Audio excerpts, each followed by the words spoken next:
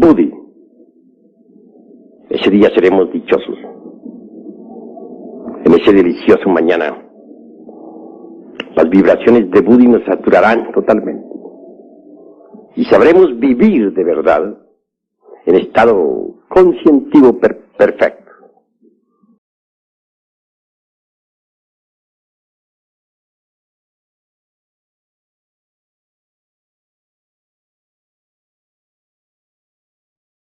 When it comes to making certain analyses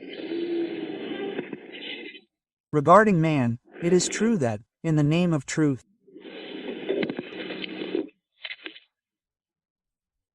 merely materialistic anthropology knows nothing about the origin of man.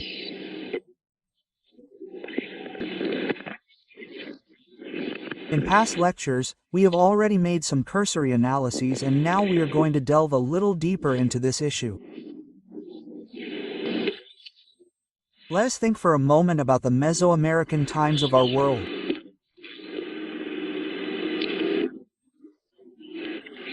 In the era of reptiles, then man truly existed. Of course, this is denied by materialistic anthropology. In truth, merely profane anthropology ignores the real origin of the human being. Materialistic anthropology wants man not to have existed before the Quaternal era. The possibility of having existed during the Cainoic period is denied, which is ultimately manifestly absurd. However, there are things that make one think, and they are the following.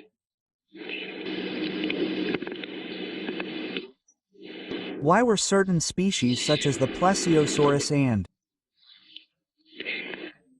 the Eptodactyl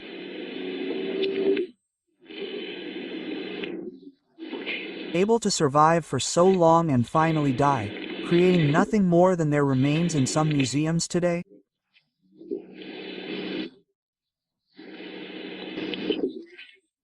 However, man, despite the fact that these species died out, that they became extinct from the face of the earth, still continues to exist.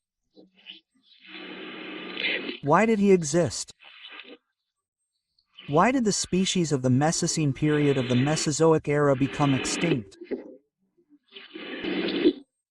And how is it that human beings have not become extinct? So many species disappeared and human beings continue to live. How is that? What explanation could materialistic science give? It does not give any. Obviously, the human species should have disappeared. If their contemporaries from the Quaternary and Tertiary eras disappeared, then human beings should have disappeared from the face of the earth as well, but they continue.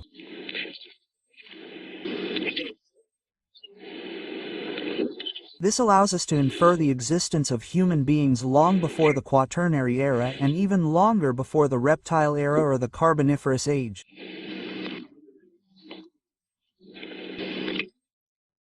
There is a right to claim the existence of human beings in times that are beyond the Mesozoic period.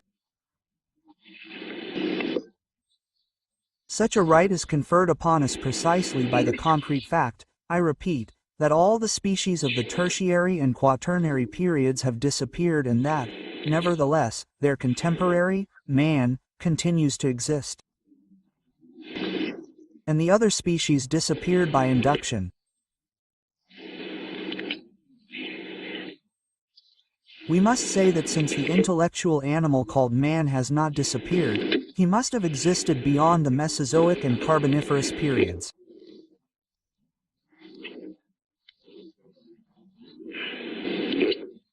The facts are proving this, and facts are facts. And in the face of the facts we must surrender.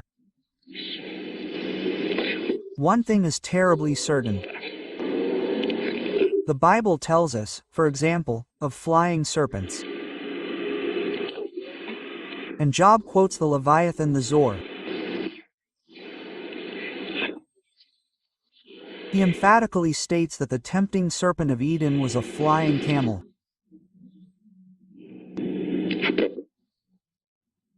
By the way, it is worth remembering that a species of flying camel was found in Germany.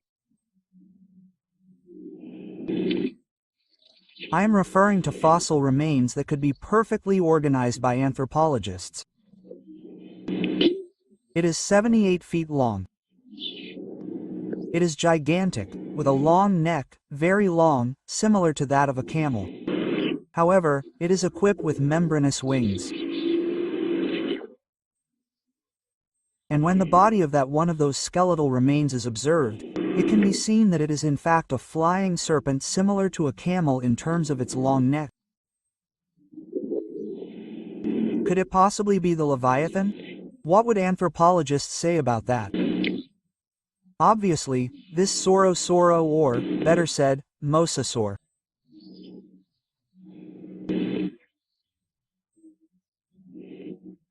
is basically just the remnant or what is left of what was or what were the flying serpents of archaic times of our world, Earth.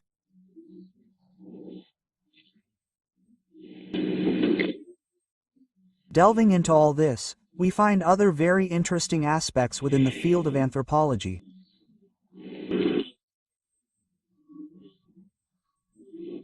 In the Imperial Library of Beijing, for example, there were paintings in which some plesiosaurs and also some pterodactyls appeared.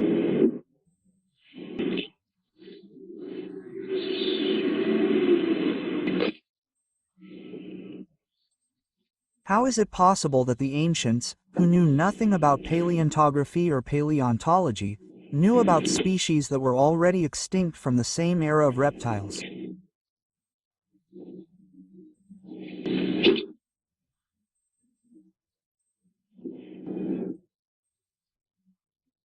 This is something that would have no logical explanation if we did not know the possibility of developing certain transcendental faculties in the human brain, faculties that would allow us to study the history of nature and of man at the very bottom of the memories that lie hidden in everything that is, has been, and will be.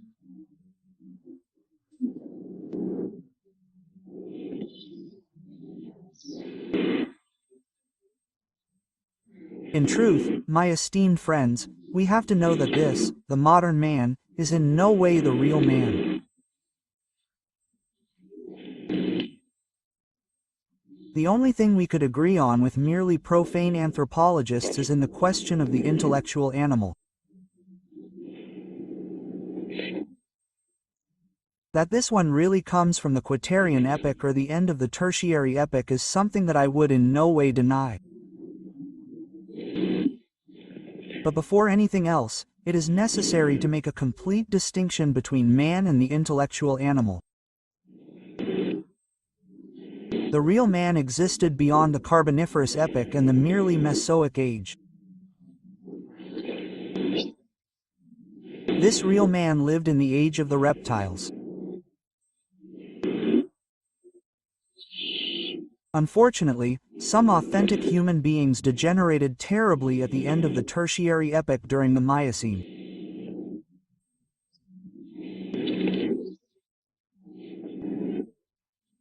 They then mixed, unfortunately, as I said in my last talk, with some beasts of nature, and from this certain gigantic apes resulted.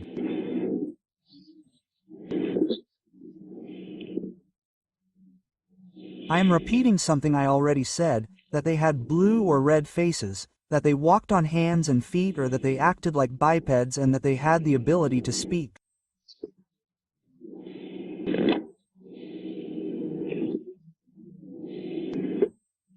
In turn, such specimens had to mix with other subhuman beasts, and from all this resulted the apes that we know are also based on certain types of humanoids.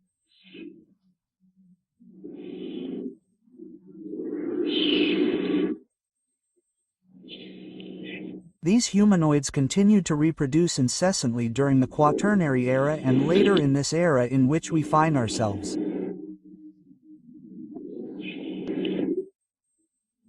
These humanoids are current humanity, a mixture of authentic men with beasts of nature. Now you will see the difference that exists between the real men. of the first, second and third races and the intellectual animals of the fourth and fifth races in which we find ourselves. However, we should not be discouraged by this. The germs for man are in the same sexual glands. We carry them. There is no one who does not carry such germs, since it is the result of the mixture of man with the animal. If one carries such germs, there is the possibility of elevating oneself to the true human state. Of course, one has to work with such germs.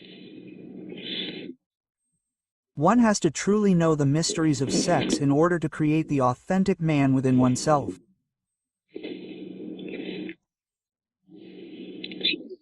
Unfortunately, materialist anthropologists believe that they are men. They are completely unaware of the mysteries of sex and they invent multiple theories about the origin of the human species that could in no way be truly useful. I think that all these theories of materialist anthropologists are causing great harm to the peoples. It is regrettable that materialist anthropology is corrupting the human race. It is already quite degenerate, and with such theories it degenerates in a worse way every day.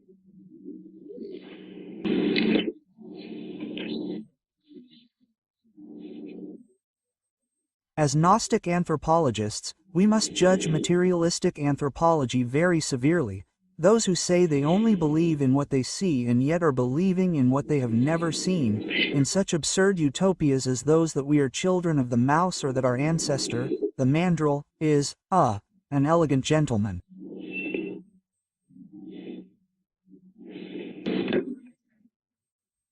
We must undoubtedly seek the origin of this human race, of this fifth race to which we belong.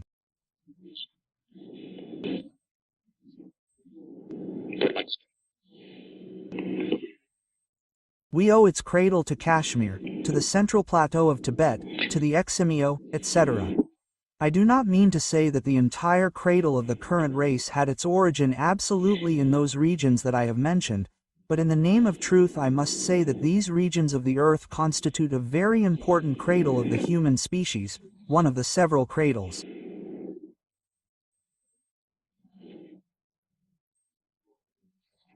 I am referring to the current human species, to the people of the fifth race. There have been 5 races in the world that correspond to 5 different eras. First I said that we had the protoplasmic race, then the Hyperboreans, later the Lemurians, later the Atlanteans, and finally we have this race that is ours, the Ariel.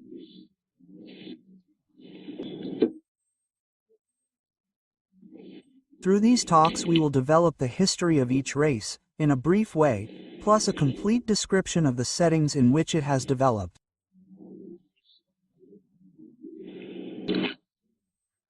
For now I will limit myself to saying that the men of the first race, properly speaking, existed in the northern polar cap, on the sacred island. So that northern polar cap, the poles, we should say, occupied the equatorial zone.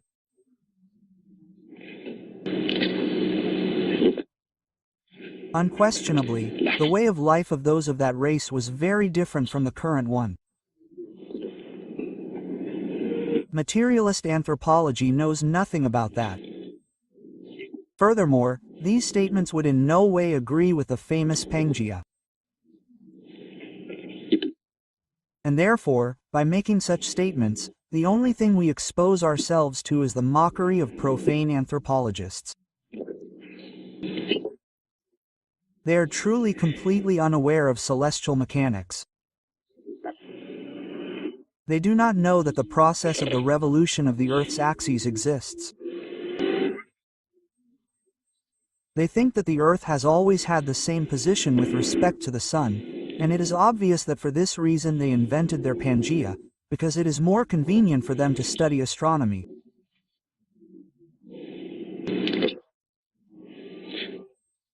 The Hyperboreans had their stage in that horseshoe that surrounds the North Pole.